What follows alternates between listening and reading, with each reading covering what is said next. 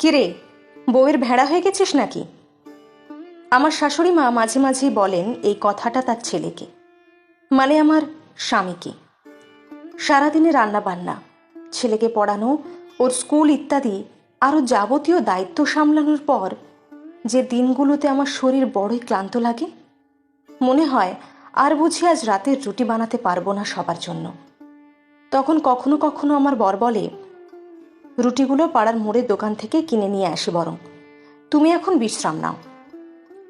এই হেন কথা কানে গেলেই আমার শাশুড়ি মা চিৎকার করে ওঠেন, বাবু, কিসব আবল তাবল বকছিস?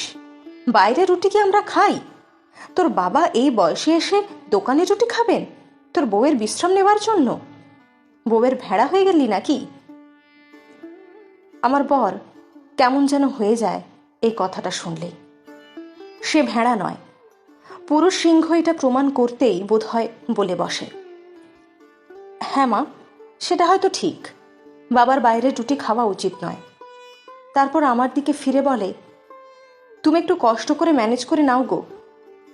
আমিও চুপচাপ কাজে লেগে যাই। কিছু উত্তর দিয়ে অশান্তি বাড়াতে ভালো লাগে না। আমার বাপের বাড়ির কোনো প্রয়োজনে যখন সে সাহায্যের হাত বাড়াতে চায়, পাশে থাকতে চায় বৃদ্ধ শ্বশুর শাশুড়ির, তখনও সেটা ভালো চোখে দেখেন না আমার শাশুড়ি। শ্লেষ ভরা গলায় বলেন, শ্বশুরবাড়ির চাকর হয়ে গেলি যে, নিজের ব্যক্তিত্ব খুইয়ে বসিস না।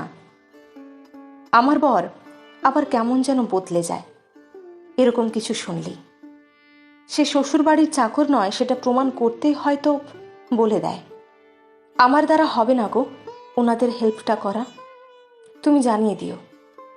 আমিও সম্মতি সূচক ঘাড় নাড়ি চুপচাপ, কারণ ওই একটাই, কিছু উত্তর দিয়ে অশান্তি বাড়াতে ভালো লাগে না। আমার ননদ শিউলির বিয়ে হলো রিসেন্টলি, লাভ ম্যারেজ। ওর বর অনির্বাণ ছেলেটা বড় ভালো, উচ্চ পদে চাকরি করে, ব্যবহারটাও চমৎকার। সেদিন দিরাগমনে এসেছিল ওরা। যখন ওরা চলে যাচ্ছিল, আমার শ্বশুর শাশুড়ি অনির্বাণকে বললেন, বাবা, আমাদের মেয়েটাকে দেখো, সব সময় ওর পাশে পাশে থেকো, ওকে কখনো কষ্ট পেতে দিও না। অনির্বাণ হেসে বলল, আমি সবসময় শিউলির পাশেই আছি আর ওর পাশেই থাকব। আমার মায়ের আপত্তি সত্ত্বেও বাড়িতে জোর করে রান্নার লোক রাখলাম, যাতে শিউলির ওপর কোনো চাপ না পড়ে, ওর যাতে কষ্ট না হয় সেটা তো আমি দেখব। ওকে বলেছি যে কোনো প্রয়োজনে পাশে আছি ওর, আর সারা জীবন তাই থাকব।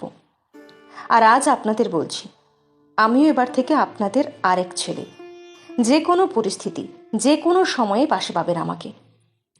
জামাইয়ের কথা শুনে আপ্লুত হয়ে গেলেন আমার শ্বশুর শাশুড়ি।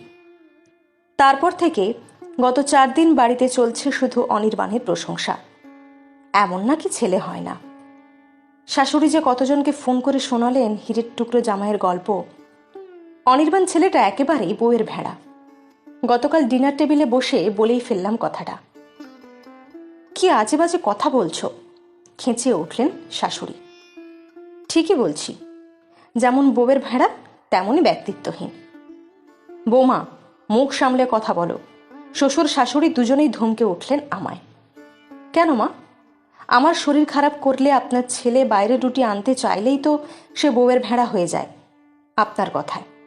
তাহলে অনির্বাণ মায়ের আপত্তি সত্ত্বেও বাড়িতে রান্নার লোক বহাল করলো শুধু যাতে বউয়ের ওপর চাপ না পড়ে তাই। তাহলে আপনার যুক্তি অনুসারেই তো সে আরো বড় ভেড়া। আমার বাবা মাকে কোনো ব্যাপারে আপনার ছেলে সাহায্য করতে গেলেই আপনার মতে সে ব্যক্তিত্বহীন হয়ে যায়, শ্বশুরবাড়ির চাকর হয়ে যায়। তাহলে অনির্বাণ যখন আপনাদের পাশে থাকতে চাইছে সব ক্ষেত্রে, তাহলে সেও তো ব্যক্তিত্বহীন, তাই না? কিন্তু যে যুক্তিতে ছেলেকে ভেড়া বা ব্যক্তিত্বহীন হওয়া থেকে আটকেছেন, সেই একই যুক্তিতে জামাইকে আটকাচ্ছেন না কেন? যে কাজ করলে আপনাদের ছেলেকে কটাক্ষ করেন, সে একই কাজ করলে জামাইকে হীরের টুকরো বলছেন কেন? সবসময় অশান্তির ভয়ে চুপ থাকা আমিও গতকাল মুখ খুললাম। ঝগড়া করিনি, শুধু যুক্তি সাজিয়ে বললাম কয়েকটা কথা, আর নির্বাক করে দিলাম ওনাদের দুজনকে। সেদিন আর কেউ কিছু বললেন না, চুপচাপ খেয়ে উঠে গেলেন। আজ সকালে রান্নাঘর থেকে শুনলাম শাশুড়ি তার ছেলেকে বলছেন, বৌমার শরীর খারাপ করলে রুটিটা এবার থেকে বাইরে থেকেই নিয়ে আসিস। আমার আর কোনো আপত্তি নেই।